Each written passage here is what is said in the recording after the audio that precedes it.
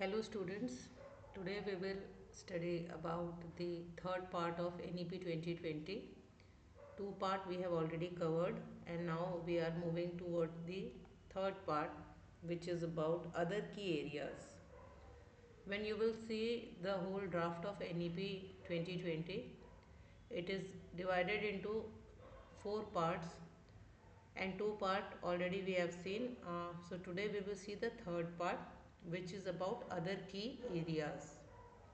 तो इसमें 20 से लेके 24 बुलेट तक इसे कई सारी एरियाज जो अदर की एरियाज स्कूल और हायर एजुकेशन के अलावा रह गई हैं उसे कवर किया गया है, तो इसको हम देखेंगे.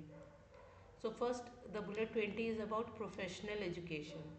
Coming to professional education, so NEP 2020 says that professional education must focus on ethics, public purpose, interdisciplinary learning, research, discussion and innovation.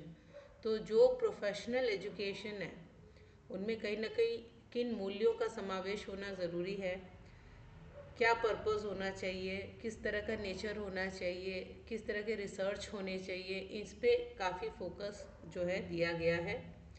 फिर ये भी कहा गया है कि स्टैंड अलोन प्रोफेशनल इंस्टीट्यूशंस, जितने भी स्टैंड अलोन प्रोफेशनल इंस्टीट्यूशन हैं, whether they are related to agriculture, law, medical, technical university, they all will become multidisciplinary by 2030. So this is also a very important point that all the university will become multidisciplinary by 2030, चाहे वो agriculture university हो, law हो, medical हो या engineering related university या colleges हो, हर stand alone professional institutions को multi disciplinary बनाना है 2030 तक.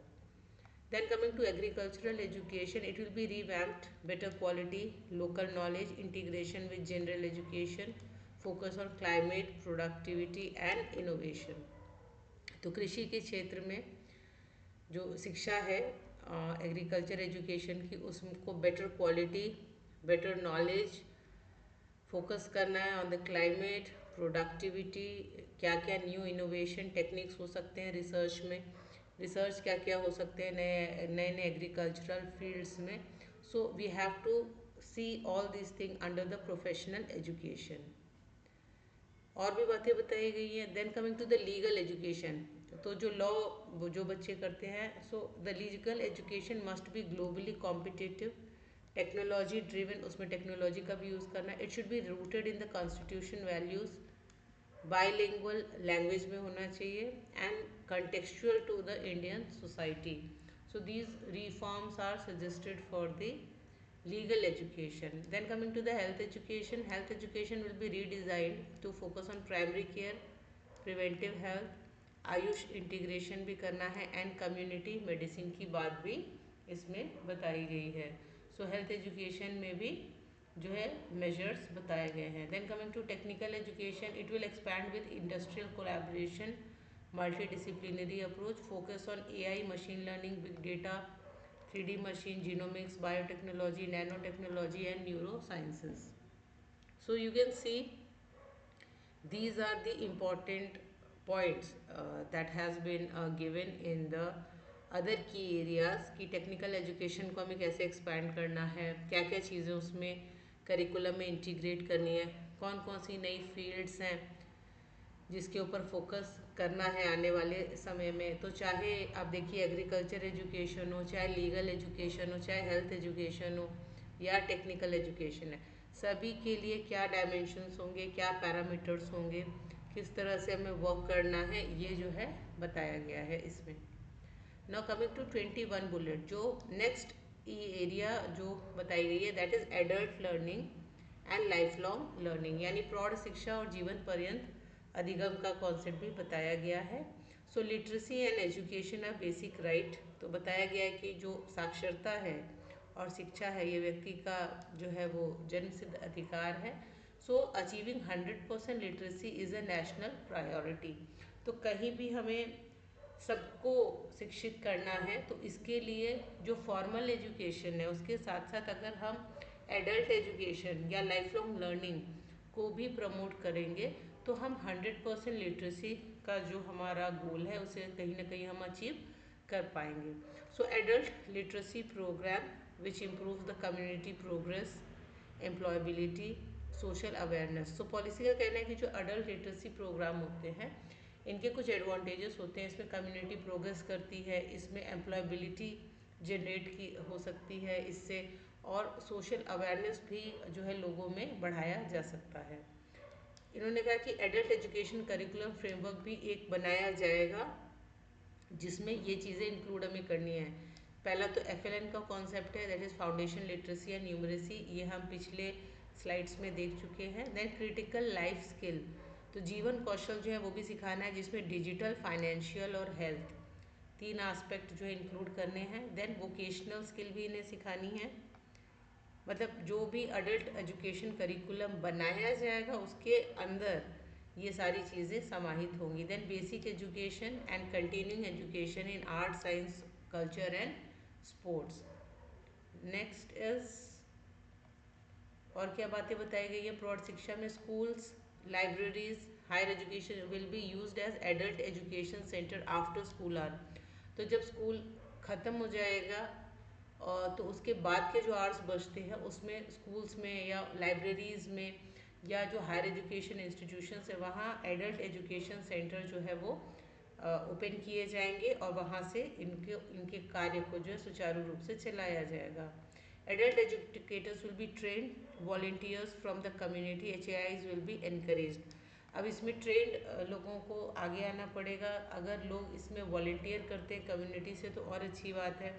तो और इनक्रेज भी किया जाएगा कि ज़्यादा से ज़्यादा लोग जो है इसे वॉलेंटियर करें.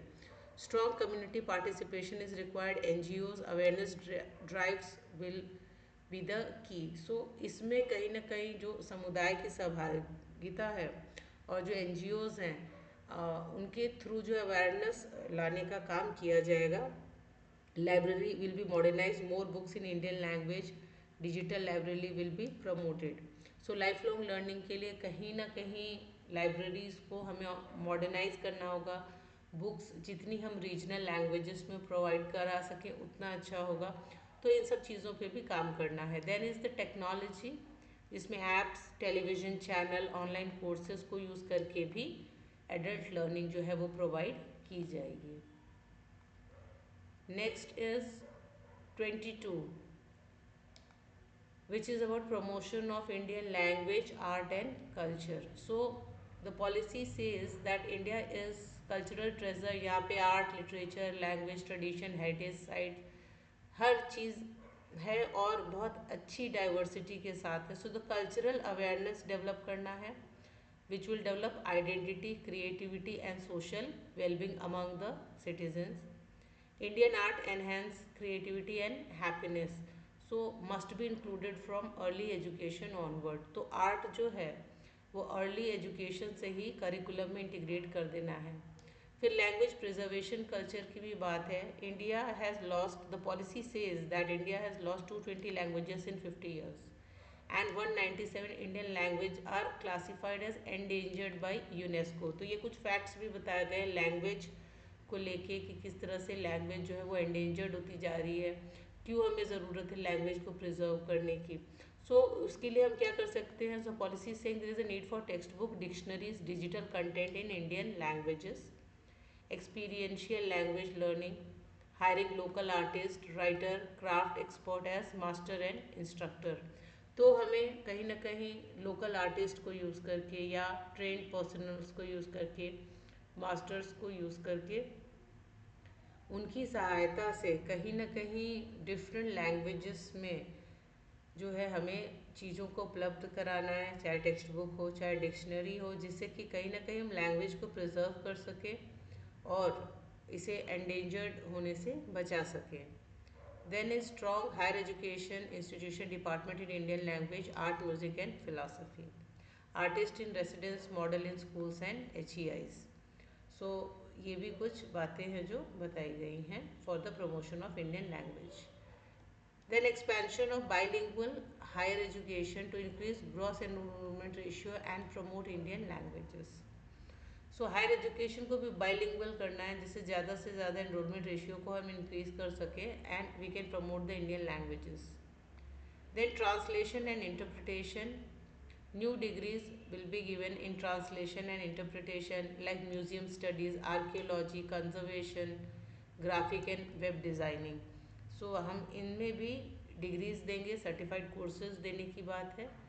Then 100% tourist destination under Ek Bharat Shreshtha Bharat for cultural immersion trips. So चूंकि हमें केवल लैंग्वेज को ही नहीं प्रमोट करना है, साथ में आर्ट्स को भी प्रमोट करना है, कल्चर को भी प्रमोट करना है, तो कल्चर के लिए बताया गया है कि 100 टूरिस्ट डेस्टिनेशन वो आइडेंटिफाई किए जाएंगे अंडर द स्कीम एक Bharat and Shreshtha Bharat. And then we will promote the tourism also. Establishment of IITI Indian institute of translation and interpretation, इसको भी इस्टेब्लिश किया जाएगा for strengthening languages in India. Then strengthening Sanskrit and other classical language universities into multidisciplinary HEIs. सो संस्कृत के साथ साथ बहुत सारी ऐसी क्लासिकल लैंग्वेजेस भी हैं, उसे भी कहीं ना कहीं हमें प्रिजर्व करने की ज़रूरत है. National institute for Pali Persian and Prakrit, ये भी ऐसे भी इस्टेब्लिश करने की बात है. Web based platform wikis to document endangered languages and art, और कहीं ना कहीं इसमें हम ऑनलाइन या वेब प्लेटफॉर्म्स को भी यूज़ करेंगे. Scholarship award prizes to promote creative writing and proficiency in Indian languages. Diksha platform will also include digital resources in all Indian languages. So these are all the recommendations regarding promotion of Indian language and culture. Now part 23 is about technology use and how we are going to integrate it. So technology to improve teaching, for learning, for assessment and for administration. So everywhere technology has to be integrated, चाहे वो teaching हो, learning हो, assessment का process हो, governance या administration का role हो, हर जगह we have to integrate the technology. And then we have to utilize the platform like Diksha, Swayam Prabha, virtual labs. Then we have NPTEL to be strengthened. Then the policy is also talking about creation of National Education Technology Forum. This is very important. NETF. Use of AI, artificial intelligence, machine learning for personalized learning. कहीं ना कहीं चूँकि diverse learner हैं और there are so many individual differences, so if we want to customize or personalize teaching or learning for students, then we can make use of the AI and machine learning also. We can take the use of this technology. Then the digital libraries, accessible content for all learner including the दिव्यांग, और ज़्यादा से ज़्यादा digital library को भी हमें accessible बनाना है so that every learner, you know, they can take the advantage and they can learn, you know, through the technology. And the last in the other key area is the 24th point, that is online and digital education. So the policy is continuously promoting the online platform and digital platforms. So online education to be supplement face-to-face learning, especially during disruptions. So the policy is saying that the online and digital platform, they are supplements, you know, ये supplement है, face to face learning का कहीं से replacement नहीं है. पर हाँ, कभी हमें ऐसी ज़रूरत पड़ी या इफ़ेक्टिव बनाने के लिए, या कभी नीड बेस्ड हो गया कि हमें ज़रूरत है ऑनलाइन ही हम कर सकते हैं चीज़ों को, उस केस में जब कोई डिसरप्शन हो, so we can go for online and digital education. Then we have to provide the high quality modules to be available on Swayam and other government e platform. So हम स्वयं में यू नो मूक courses जो है develop कर सकते हैं, modules बना सकते हैं, learning modules high quality so that student can earn their credits. Digital divide to be reduced through affordable devices and connectivity. तो एक जो रूरल अर्बन में जो यूजर्स को लेके बात होती है online and wifi and digital connections की, so definitely there is a digital device and that has to be reduced. So उसके लिए भी वर्क करना है. E content in multiple Indian languages through Diksha portal. So Diksha portal के through अलग अलग Indian languages में ई कंटेंट प्रोवाइड कराना है. Integration of TV also, like Swayam Prabha is a DTH channel which provides you know the educational program on TV, then radio, community channels, and other for the outreach program. So this was the overall part 3 of NEP 2020, which talks about key areas जिसमें professional education, adult education and promotion of Indian languages, technology use, online learning, ये सारे parameters को cover किया गया है. I hope आपको समझ में आया होगा. Thank you so much.